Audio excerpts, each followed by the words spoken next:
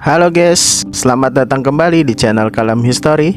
Kali ini gue akan menceritakan sebuah peristiwa peperangan yang terjadi antara rakyat Bali melawan pasukan Inggris dan Belanda di masa pasca setelah kemerdekaan Indonesia. Nah, sebelum kita mulai, jangan lupa subscribe dulu biar makin semangat gue ceritanya. Oke, kalau udah, oke langsung aja kita mulai historinya.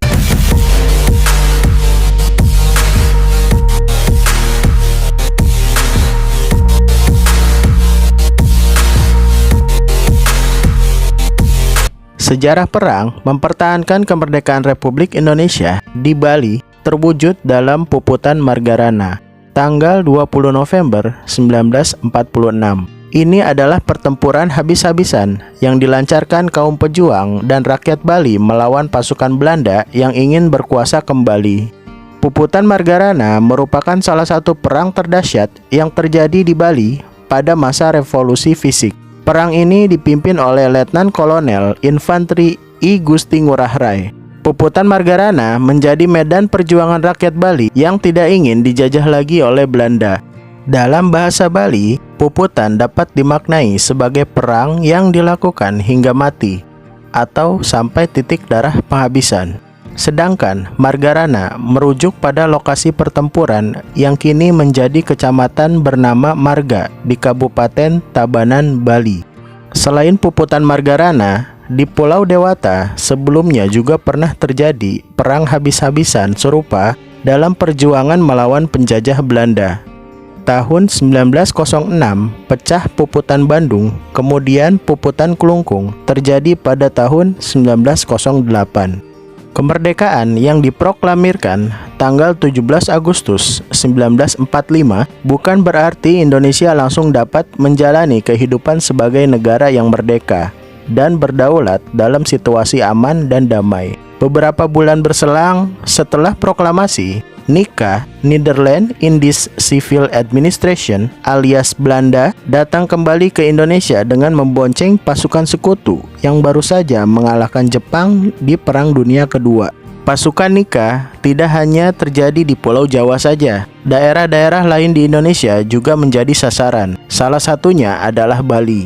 Tanggal 2 Maret 1946, 2 batalion pasukan NICA mendarat di Bali. Semula kedatangan mereka bertujuan untuk melucuti senjata tentara Jepang. Hadirnya pasukan Belanda di Pulau Dewata tentu saja ditentang oleh kaum pejuang Republik dan rakyat Bali. Mulai terjadilah pertempuran-pertempuran kecil antara para pejuang Bali dengan Belanda. NICA mengajak berunding melalui surat dari Letnan Kolonel J. B. Tikonik kepada I Gusti Ngurah Rai selaku Kepala Divisi Tentara Keamanan Rakyat atau TKR untuk wilayah Sunda Kecil, Bali dan Nusa Tenggara dan sekitarnya. I Gusti Ngurah Rai dengan tegas menolak perundingan tersebut. Ia menegaskan selama Belanda masih menginjakkan kaki di Bali, perlawanan pejuang dan rakyat Bali akan terus dilakukan. I Gusti Ngurah Rai membentuk Batalion Ciunganara untuk menghadapi Belanda di Bali. Tak hanya itu, dibentuk pula basis-basis perjuangan di banyak desa di Bali. Perjuangan pasukan Ciunganara, pimpinan I Gusti Ngurah Rai, mendapat dukungan penuh dari rakyat. Tanggal 19 November 1946, pada malam hari, senjata prajurit NICA yang sedang berada di Tabanan direbut oleh tentara rakyat, pimpinan I Gusti Ngurah Rai. Aksi ini membuat Belanda murka. Pagi-pagi buta, tanggal 20 November 1946, Belanda mengerahkan pasukan dan mengepung desa yang menjadi pertahanan tentara rakyat Bali. Terjadilah aksi tembak-menembak yang membuat Belanda agak terdesak. Belanda terpaksa mengerahkan seluruh kekuatan militernya yang ada di Bali, ditambah mendatangkan pesawat pengebom dari Makassar. Meskipun dikepung dan kalah jumlah prajurit maupun persenjataan, I Gusti Ngurah Rai dan pasukannya serta rakyat Bali pantang menyerah. Mereka bertekad tidak akan mundur sampai tetes darah terakhir. Komando Puputan pun diserukan. Perang habis-habisan dilancarkan demi tegaknya kemerdekaan Indonesia, sekaligus demi harga diri rakyat Bali.